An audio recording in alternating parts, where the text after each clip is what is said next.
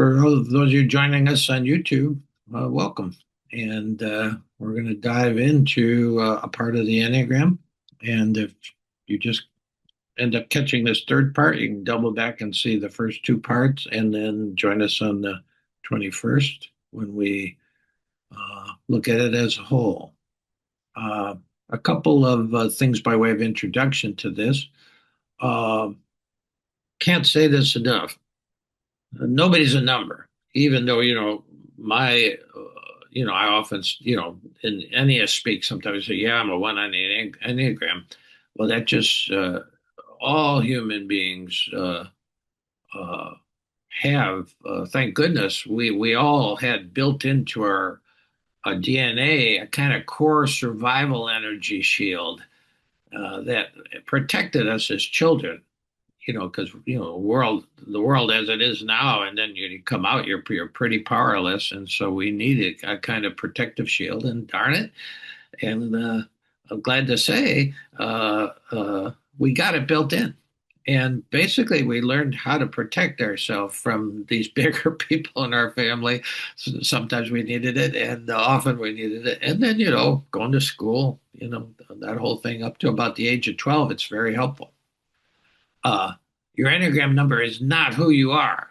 It simply describes that defensive shield. Get that.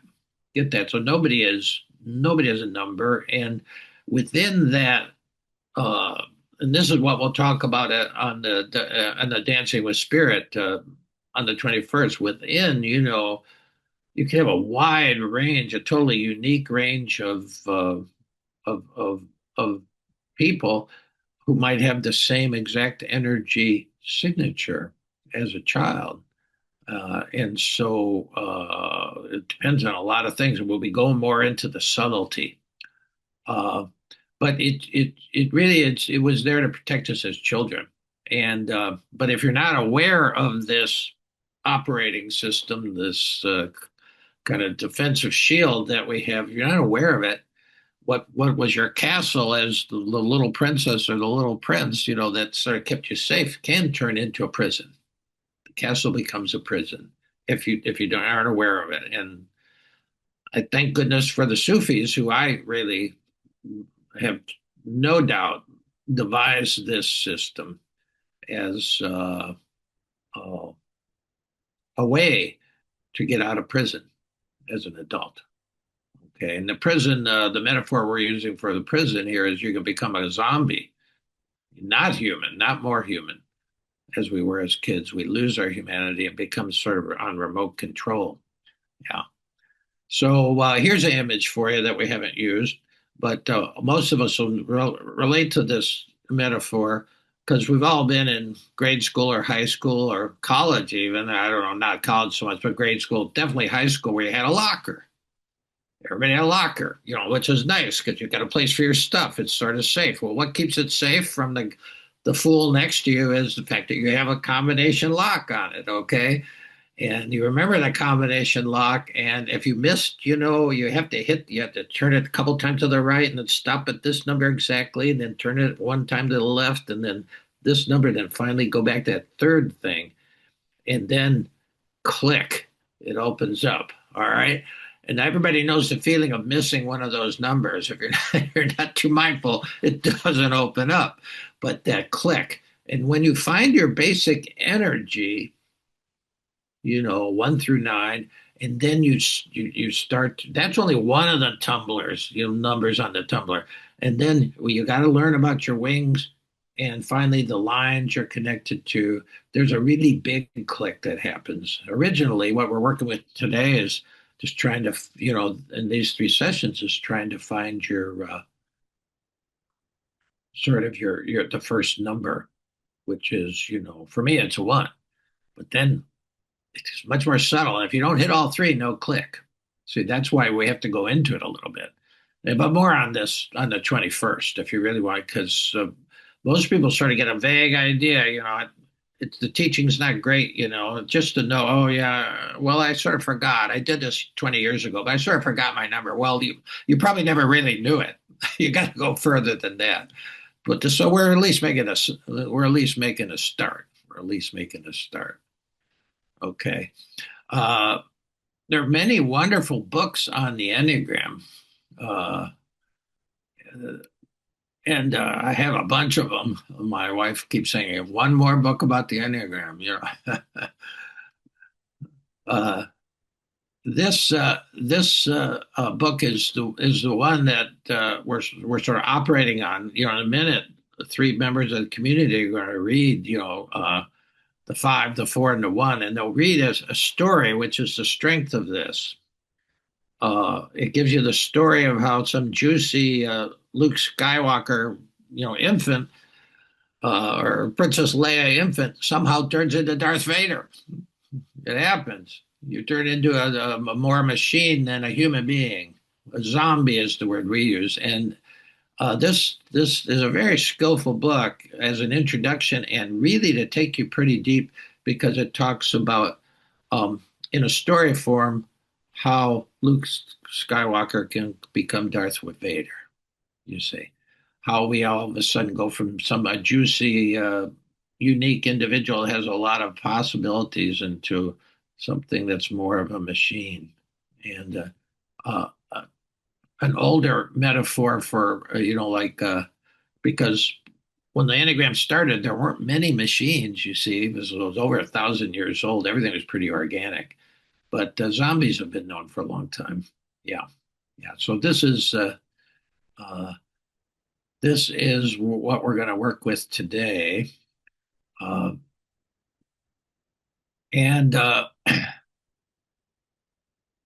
it's readily available as a used copy. And also, if you in the notes, there's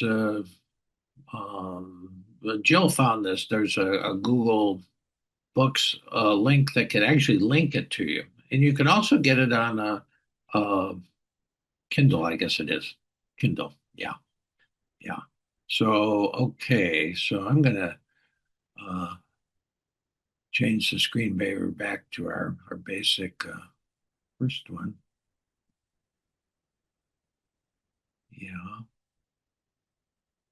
And now we're going to have the three stories, and we're going to have three members from the community uh, read each one, and we're going to start with the five. Now I mean, these are internal points. What does that mean? Well, go back to the one of the most helpful sayings from Philo Alexandria around the first century when he said, "Be kind, for everyone you meet is fighting a great battle." The Enneagram just describes the battles and the different forms of the battles. And anybody, when everything is great, all your ducks are in a row. Anybody could be, Gandhi or Mother Teresa or Martin Luther King. We could be these kind of enlightened people. But then when everything goes wrong, or even it goes wrong a little bit for a guy like me who's a control freak, when it goes wrong a little bit, well, then we start to get squeezed, and that's when the energy shield comes up, our childhood energy shield comes up. Yeah, and we started with the core points, the 3, 6, and 9, and their battle is fought on two fronts. This is the the challenge, among other things, the challenge of a core point, a 6, a 3, or a 9, because they're fighting a battle on both fronts. When we know what happens when you try to do that, it's exhausting. Napoleon's troops got exhausted. Hitler couldn't do it. He was fighting in Western Europe, and he was fighting, the Russians. So that's something. If you're a core point, although almost everybody might be exhausted in this country right now, based on what's going on, but the core points are always exhausted. That's part of the battle. Now, last week we did the external energies, which is the 2, the 7, and the 8. And what that means is normally their energy is mostly in the external. Uh, they still have an inside, of course. There's still some inside energy going on, but the majority of the energy is about dealing with the external world. Okay. Now, and they still get exhausted too, but uh, you're fighting mostly on that front. How to deal with what's going on, with the furniture of your life. Now today, I hail from this group, the 5, the 4, and the 1. Most of the battle is done inside. There's a lot of internal battling, and it could be mental, it could be emotional, or it could be physical or just instinctive. And we'll see the variations of that. And so we're going to start with the five, then go to the four, and then uh, uh, no, we're going to start with the and then conclude with the one. Yes. Uh, and so our first reader is going to be Nick Storm from the community, and he's going to be telling us the story of five. So anytime you're ready, Nick. Joe. Once upon a time, there was a person named Five. Five came into this world with a mission to connect deeply with everyone and everything. But at the same time, just because of the kind of person she was, she had a tendency to detach herself from others and her own heart. When she was young, Five tried to create true heartfelt connections with people. However, those people had a tendency to invade her space when she felt like being alone. And then they weren't around when she really wanted them to be. Both intrusion and unavailability were a cause of constant concern for Five, which made it hard for her to know what to do to relate well to others, especially when she felt intruded upon or neglected. She felt secretly inadequate and different from others. Trying to find ways to connect with them just frustrated her. Again and again, people either left her when she felt she needed them, or they didn't allow her to be alone enough. As time went on, Five finally gave up and disconnected more and more from others and from her feelings. Five found she felt calm, comfortable when she spent time by herself. And this feeling grew stronger as time went by. Eventually, Five lost her ability to connect with people when she wanted to. And because of all the time she spent alone, she forgot how to let them know when she wanted to get closer to them or when she missed them. To avoid frustration she had felt before, she decided to wait for others to notice when she felt alone, which unfortunately almost never happened. As she grew older, without realizing it, Five forgot about her fundamental need for connection. She got used to being alone. She liked the comfort and safety of being by herself. It was so much easier than being with people. Five liked learning because it made her feel smart and more adequate. And it was something that she could do on her own. She was happy with her identity as a self sufficient, self contained person who knew a lot about a lot of things. She took secret pleasure in knowing things and even started feeling a little more confident because of how much she knew. She still dodged people who tried to connect with her, however, and she still wanted to avoid the pain of feeling invaded when she wanted to be alone, or of being left alone when she wanted to be with someone. She didn't want to lose the sense of safety she got from being able to live in her mind, and she didn't want to risk sharing more of herself. She also didn't want to share her books or any of her other treasured possessions. As an adult, Five's dedication to gathering knowledge, together with her natural mental sharpness, helped her achieve a comfortable position in an area of specialization that allowed her to feel autonomous and self sufficient. As a self employed professional, she managed to avoid the spotlight. Each day, after doing whatever she needed to do, she dedicated time to what she loved most, learning more, hidden away in her private space. Then one day, Five noticed that everything she did was predictable. She didn't have much energy. She didn't feel alive. She usually felt tired, especially when she was around people. She felt exhausted when others asked things of her or wanted to tell her about their feelings. After some anxious reflection, Five fell asleep. And as she slept, she dreamed. In her dream, she felt alone in a way that disturbed her. She had no motivation to study or learn. She mysteriously, almost against her will, felt an extreme amount of love for the people around her. She didn't want to be alone anymore. She wanted to be close to these people. Five felt as if her world had turned upside down, and she didn't know what to do. Then she woke up. Five couldn't decide whether her dream had been a good experience or a nightmare. She spent some time thinking about this, but then forgot about it and went back to doing the same things she did every day by herself. Five had become a zombie, a private, self contained, quiet zombie, but a zombie just the same. Thank you, Nick. And as you listen to these, you can relate to parts of all of them. Uh, Especially if you're a nine, you'll relate to parts of all of them. Uh, but yeah, that has a certain feel to it. We'll reflect a little bit on it after. But now I want you to, and if you look at the diagram, one thing that's not mentioned a lot, the two deepest points on the diagram are the five and the four. You can say a lot, whatever you want about fives and four, and there's a lot to be said, but shallow isn't one of them.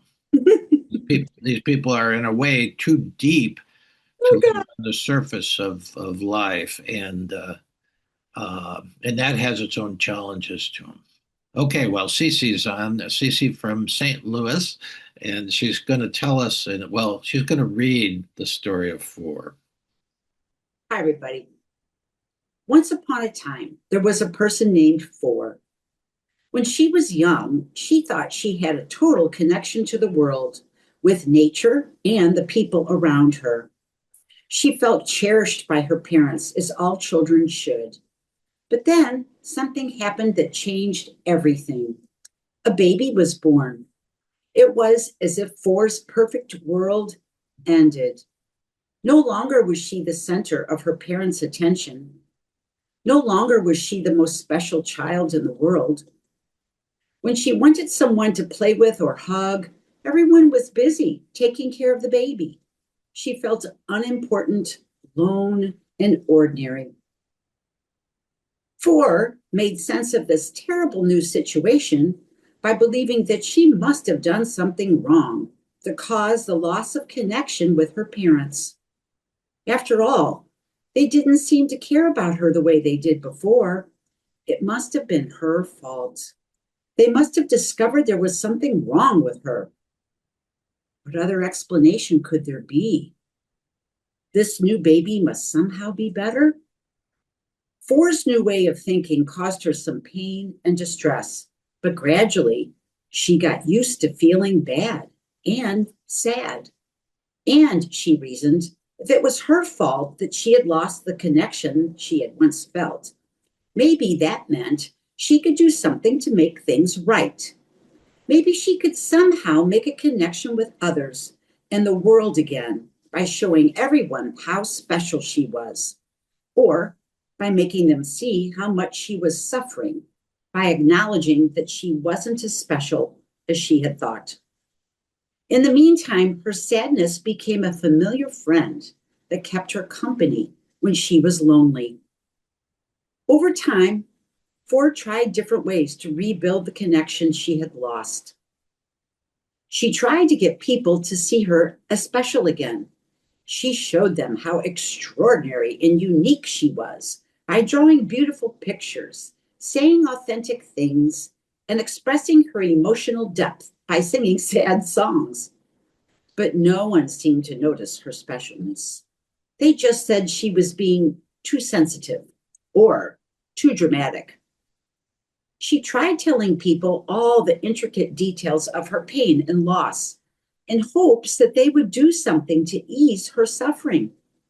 She tried to show how strong she was by withstanding her suffering without complaining. She tried getting angry and competing with others to prove her superiority, but no one ever gave her the understanding and deep connection she longed for. None of her efforts made Four feel understood or special, But eventually, these ways of feeling, thinking, and acting became habits.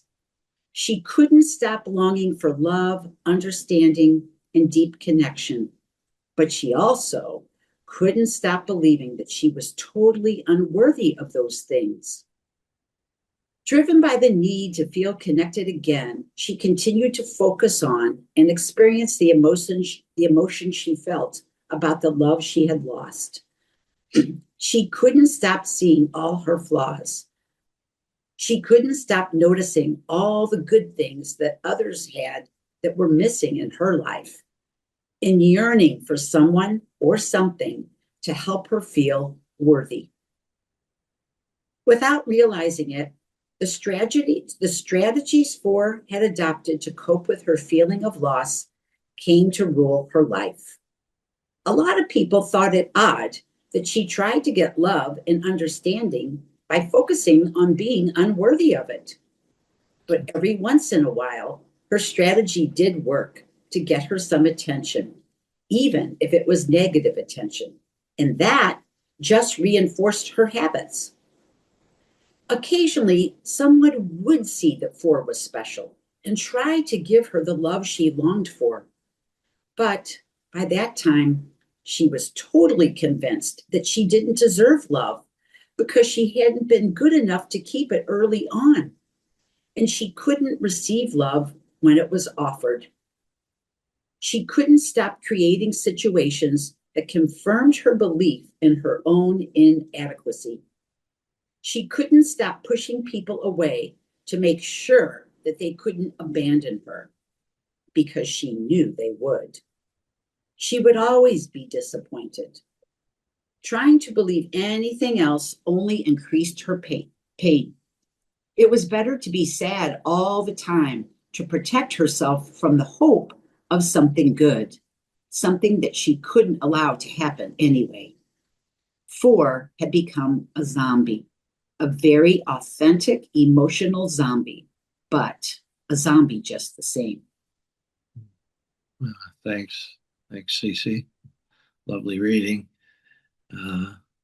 These are all, they all have the same feel to them if you could read all nine of them together. And I would, if you're working through this for yourself, I would read the all nine of them. The thing that you might not know at this point is that at the end of there's a second story. It's a story of what it's like when this zombie wakes up and becomes human again, and it's not a child at that point, an adult, flourishing human being. And so there's a backstory at the very end, and in between is what it takes to get there. Yeah, lovely reading there. Okay, and Scott Slath is going to complete this with the story of one. Once upon a time, there was a person named One. He came into this world as a spontaneous child, ready to appreciate the inherent perfection of life. Completely serene and accepting, he felt free to experience joy and fun in everything he did. He took things lightly and flowed flexibly with life, himself, and everyone around him. But early in life, One had a painful experience of feeling criticized. When this happened, he felt pressure to conform to other standards of good behavior. One unconsciously tried to cope with the pain of feeling judged and punished by proactively monitoring and criticizing himself before others had the chance to. He internalized the standards others applied to him and tried to be good and do the right thing all the time. He began to feel he had to be perfect to be seen as worthy, and he had to work hard to control himself in order to be good.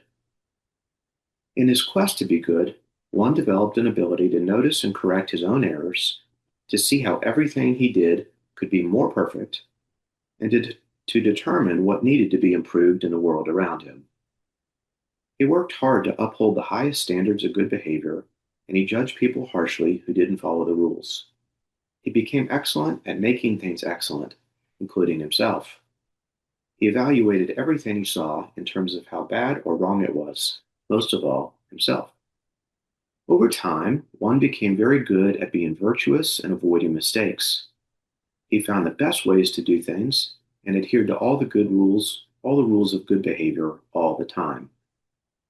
He criticized himself whenever something turned out imperfectly, which was all the time, and he tried to do better the next time. But in the process of getting better and better, one lost touch with many aspects of himself. He stopped feeling or doing anything that might have even the smallest chance of being considered wrong. He lost most of his awareness of his instinctual impulses, his feelings, his creativity, and his spontaneity. He lost touch with his own inner sense of what felt right, but might be judged as wrong. By imposing strict limits on himself, one learned to avoid anything that possibly could be wrong, including his own deepest rhythms, wishes, and dreams. He often became very angry when others didn't follow the rules, but instead of expressing his anger, he hid his feelings and tried to be nice. He prioritized being ethical, reliable, and responsible in everything he did. He felt compelled to control everything he possibly could to make sure things were right every time. And he punished himself when he didn't.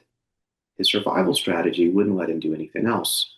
And he felt irritated about that too, but couldn't let anyone else know how he felt irritated.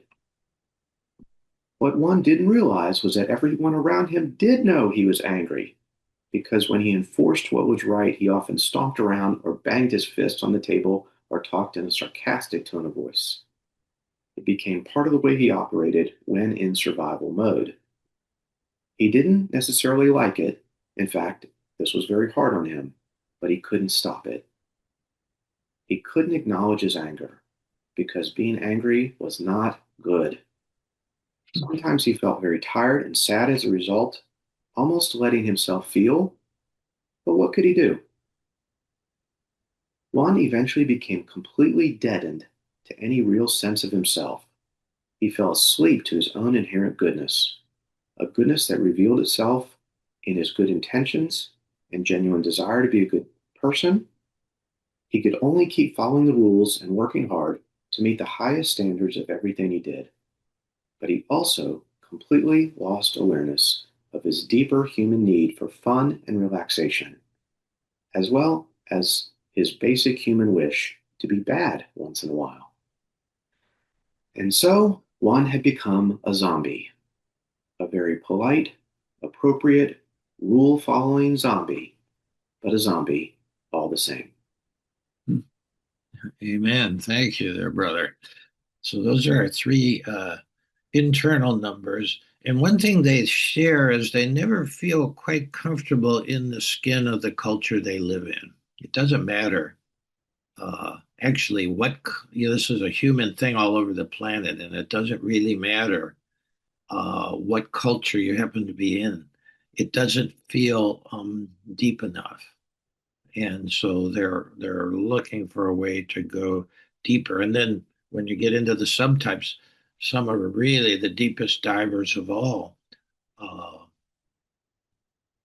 There, if you were going to put, if I was as I was listening, I was trying to just get to the heart of each number with one word, and I'd say for me personally, the heart of the five is space. Space.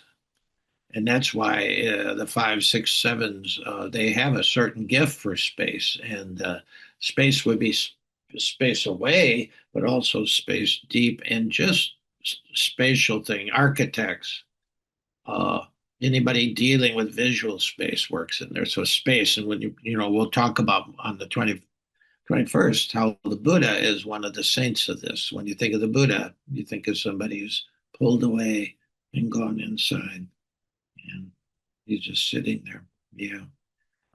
For the four, I would say the word that really catches the feeling of the four is lament. There's a kind of sadness there that on the surface of things that they really feel the disconnection and the suffering of that. And suffering becomes a big part of for his life. Jesus is one of the saints of this tradition, but there are many. There are many. Both go very deep. And for one, uh, I'd say somebody said, could you put a one in just in a sentence? Could you put what it's like? I'd say, yeah, judgment. Judgment in pants, judgment in a skirt, and underneath that is that just the whole top of the Enneagram is about control. Yeah, one of my favorite for the friends just said it's control, stupid. She wrote it in lipstick on her mirror because it finally dawned on her and she wanted to remember that everything is about control. And well, zombies are controlled. Yeah. So a couple of words here. Oh, we can stop to share, I think. A couple of words that'll take us to meditation here. You can wake up a zombie. In the Haitian tradition, they say you can wake up a zombie with by giving them a sip of salt water. And there's more behind that because they take zombies seriously. It was the home of the actual physical zombies in Haiti. But learning the Enneagram is it's a gulp of salt water, and life is a gulp of salt water. You can't live on salt water. It'll wake you up though. Say, and life will eventually wake you up.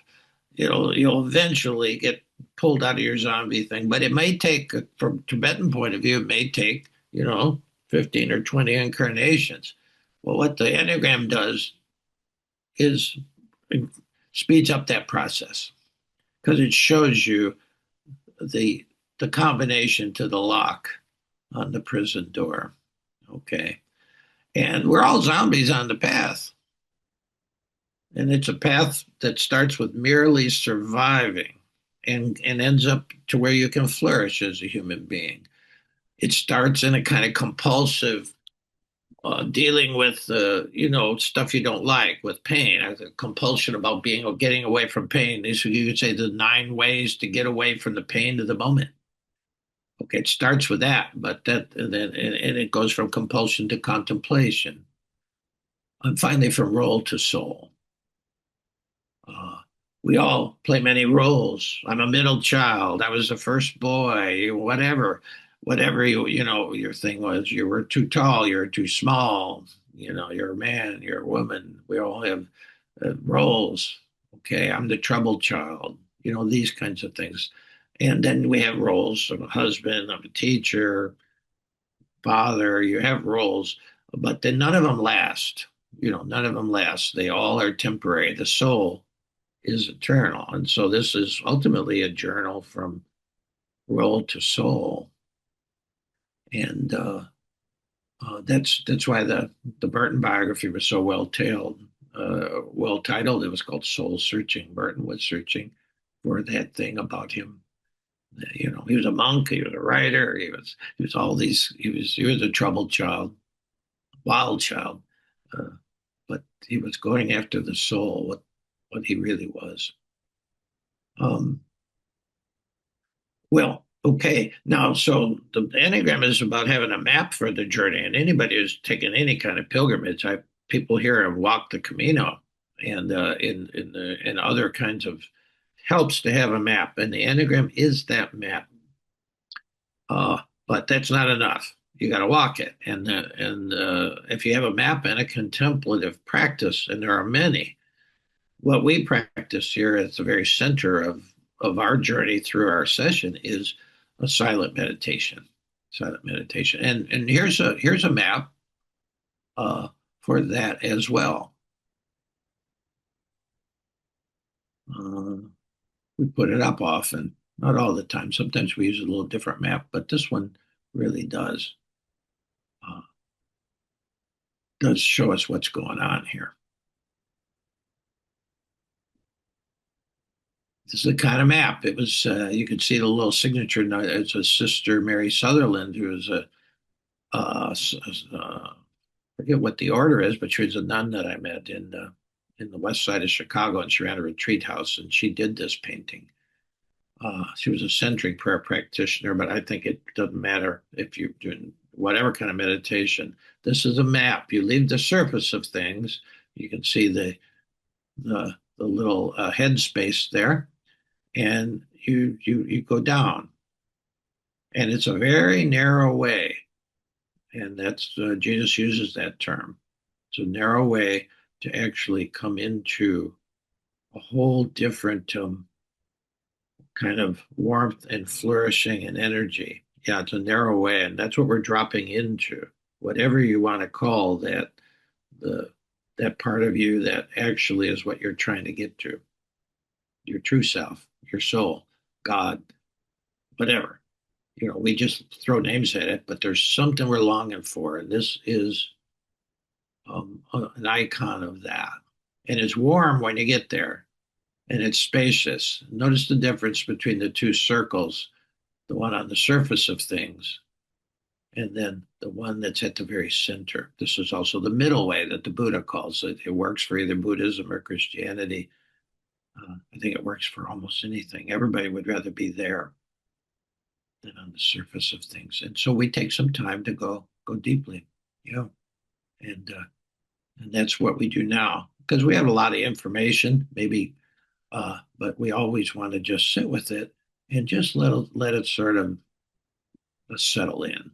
So I'm just going to give you a bit of a lead in, kind of guided meditation, because it's hard to go from words right into silence.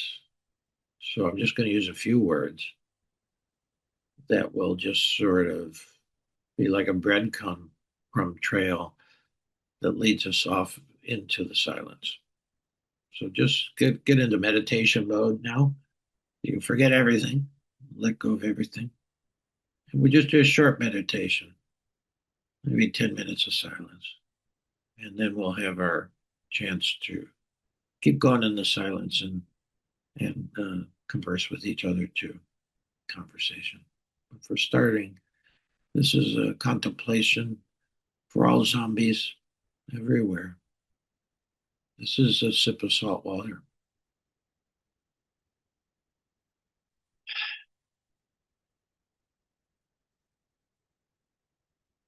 Just notice where you're sitting. Chair supporting you. Feet on the floor. Maybe you're sitting on the floor, but you're supported and you're safe. You can trust this seat. You can trust the fact that 40 people are sitting with you. We've got a community here. Yeah. And just, you need a certain level of security and trust just to allow yourself to fall. And that's what we're doing. We're just allowing ourselves to fall to the center of things. We're allowing our grip on the surface of things to let go, and we'll just fall. Allow yourself to fall into the deep silence of great mystery. We do not live in a logical world. We do not live in a predictable world. We live in a universe that operates sometimes by logic and science, but in the biggest picture, it's a different operating system. It's the operating system of great mystery. So allow yourself to fall into the deep silence of great mystery.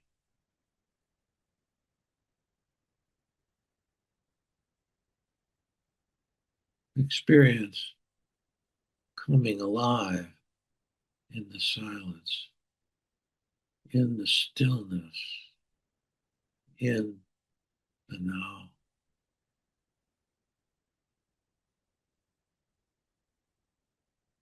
So we're moving from words to experience now. Experience yourself coming alive in the silence, in the stillness, in the now.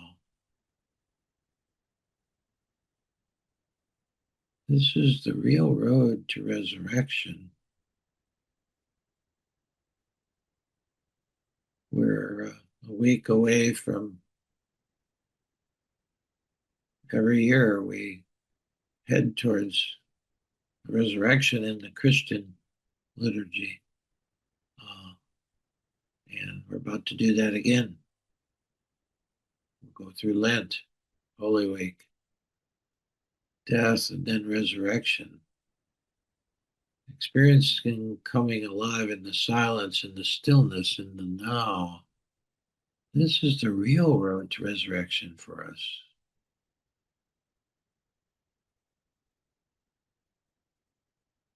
Resurrection isn't the end. It's the beginning. So just let yourself fall into the deep silence, the deep silence of great mystery.